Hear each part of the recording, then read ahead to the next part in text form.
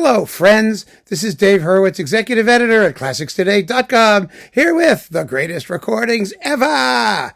Well, yesterday, although it's not yesterday if this is the year 2786 and you're just watching these videos at random, but if you're not and you're taking them in order, then yesterday we did the greatest recording ever of Bizet's Carmen, the opera. Well, today we're doing Carmen the ballet by Rodion Shchedrin, who's still around at the ripe old age of 92. One of you just told me recently.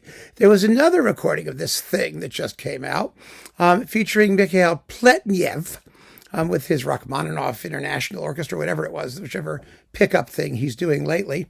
That was okay. It wasn't fabulous, but it was okay. It was his second recording of it, believe it or not.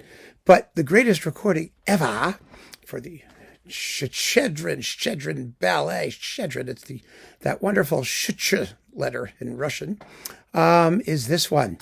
Arthur Fiedler and the Boston Pops. Yes, this was recorded in 1968 and 69 because you get two other things with it, which are actually very interesting. And they tell us some fascinating things. But first, let's talk about the Carmen Ballet, which most people know by now if you're classical music aficionados. It's basically what Shchedrin did is he took a bunch of Bizet things, all the main tunes from Carmen, and then also other tunes from like L'Arlésienne and some other, Pearl Fishers and whatnot. And he arranged them as a ballet for strings and just a heaping crap load of percussion. Really wonderful, especially if you're like a percussionist. It's brilliant. It's absolutely brilliant. I mean, there are so many felicities in the whole thing, not the least of which is that when he does the big tune, Toreadora, don't spit on the floor, that one, use the cuspidor, that's what it's for, that tune, with the bullfighter. He actually he plays the tune a couple times, the beginning and the end, but then the middle, he just does the accompaniment without the tune, and you hear it in your head. It's so brilliant. It's incredibly wonderful. He did the whole thing for his wife, who was the prima ballerina at the Bolshoi. Her name was Maya Plisetskaya. She was a superb dancer, and she really, talk about having a husband who could give you a birthday gift. You can't imagine a better idea than to do this for his wife. And it was just a huge success and really a secret kept within the Soviet Union. It was recorded for Melodia with the Bolshoi forces. Actually, Rozhdestvensky was the conductor, I believe.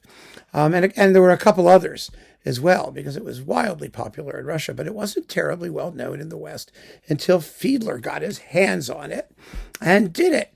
And, one of the things that's wonderful about this is that it was a recording of the Boston Pops and Arthur Fiedler, who are still so little appreciated for what they did to popularize the classics and introduce people to tons and tons and tons of interesting and unusual repertoire, which really was only Pop's music to the extent that it was played there.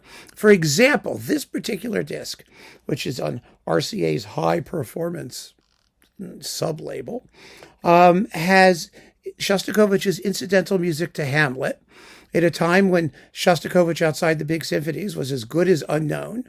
And we all know that his incidental and film music is just stunning. Quite a lot of it. It's marvelous. So there was that.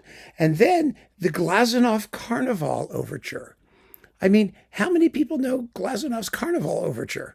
These are things that we've been talking about this. We've been doing fabulous concert programs and talking about, trying to do interesting repertoire selection and all that. And he was doing it. And he was doing it superbly well in the 60s and in the 70s, but it was billed as Pop's repertoire, which I find fascinating because I would rather go see this program with these works, just turn them around, do the Glazunov as an opener, the Shostakovich, throw a concerto in somewhere, and for the second half, do the Carmen Ballet. What a program that would have been.